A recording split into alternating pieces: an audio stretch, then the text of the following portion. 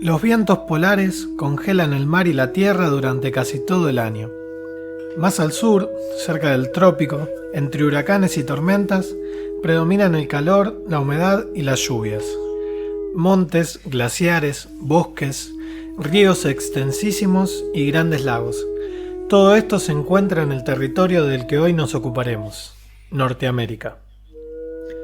Consideramos Norteamérica a los actuales territorios de Estados Unidos, Canadá y Groenlandia. A México lo tomaremos como parte de Centroamérica y nos ocuparemos de esa región en el futuro. Si bien el poblamiento de América es un tema que divide a la comunidad de arqueólogos, hay consenso en que los primeros pobladores llegaron hace más de 10.000 años, y parte de ellos lo hicieron desde Siberia, cruzando el estrecho de Bering.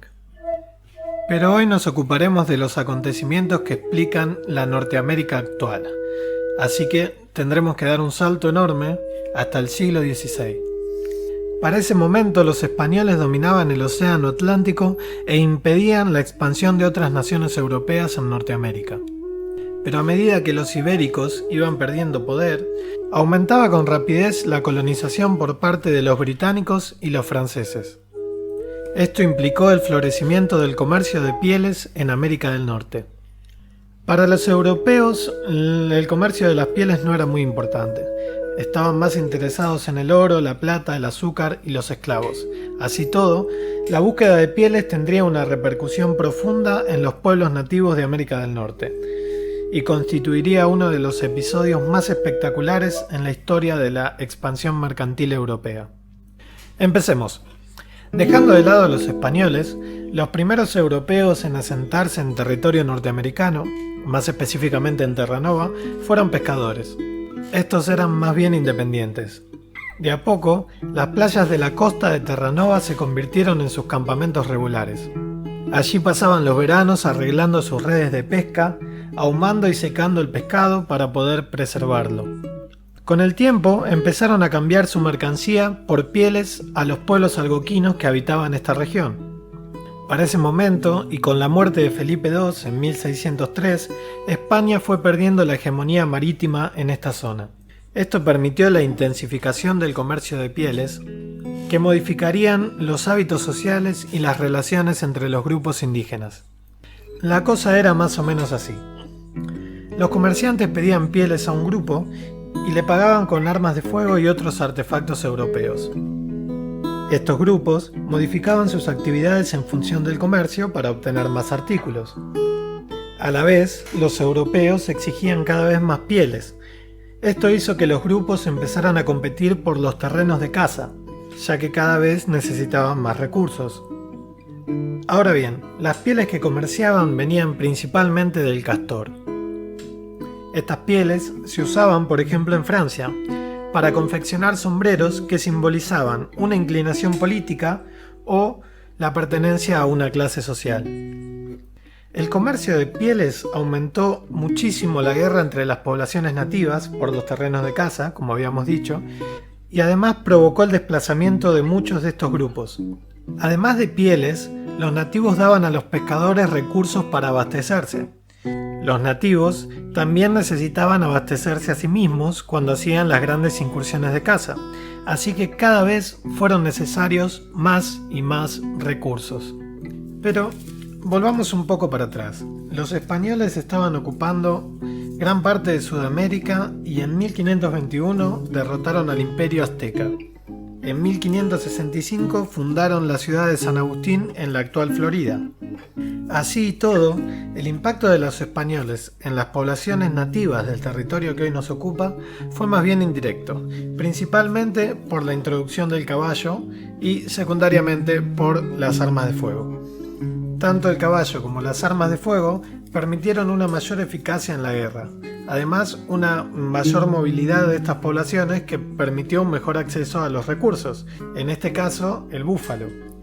De hecho, algunas de las poblaciones que se dedicaban a la agricultura dejaron este método de subsistencia en favor de la caza exclusiva del búfalo.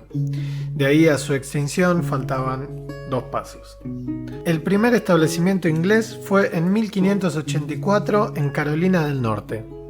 Los franceses, por su parte, fundaron Quebec en 1608. De aquí en más, los ingleses van a ir fundando colonias y avanzando en el territorio en sentido este-oeste por medio de tratados y guerras. Los franceses, por su parte, van a seguir con el comercio de pieles de castor para hacer sus famosos sombreros y van a buscar principalmente alianzas con los nativos. Intentan tener buenas relaciones con ellos. Como dato, los rusos antes de 1760 también habían hecho contacto con las poblaciones del Ártico, también estaban interesados en el comercio de pieles. Sin embargo, tampoco han tenido un gran efecto en las poblaciones nativas. En 1756 comienza la Guerra de los 7 Años, cuyos principales oponentes van a ser Francia y Gran Bretaña.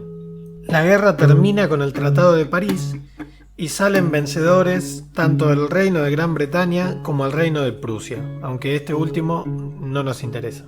Francia va a perder la mayoría de sus posesiones en América, quedando estos en manos de los ingleses, todo lo que es el actual territorio de Canadá y los territorios al este del Mississippi. Así todo, Francia conserva los derechos de pesca en las costas de Terranova y en las islas de San Pedro y Miquelón. Entre el siglo XVII y el siglo XVIII se habían fundado las 13 colonias. Estas se agrupaban en la zona este de Norteamérica. Todas fueron establecidas por colonos ingleses y formaban parte de las posesiones de Gran Bretaña. El gobierno central en el continente europeo administraba estos territorios para el beneficio propio. Sin embargo, estas 13 colonias ya tenían bastante autonomía. Había elecciones locales y estaban empezando a colaborar entre sí, dejando de lado al gobierno británico. En 1775 hay una guerra entre independentistas y británicos. Francia y España, como era de esperarse, apoyaron a los independentistas y como muchos de ustedes ya sabrán, el 4 de julio del año 1776 se declara la independencia de los Estados Unidos de América.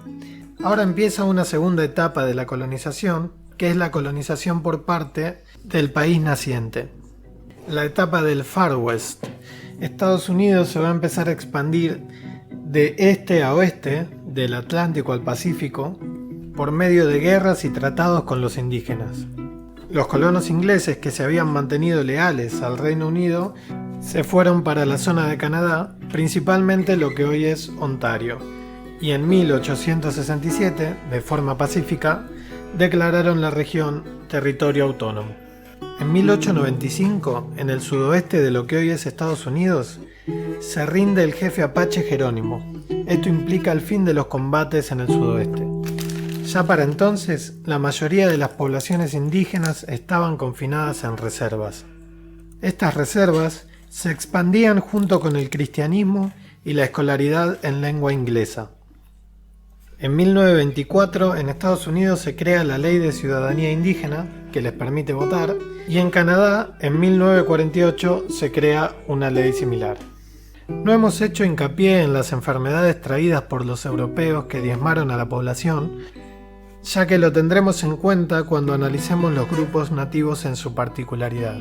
A esto le sumaremos el alcoholismo y los suicidios de gran parte de la población indígena actual.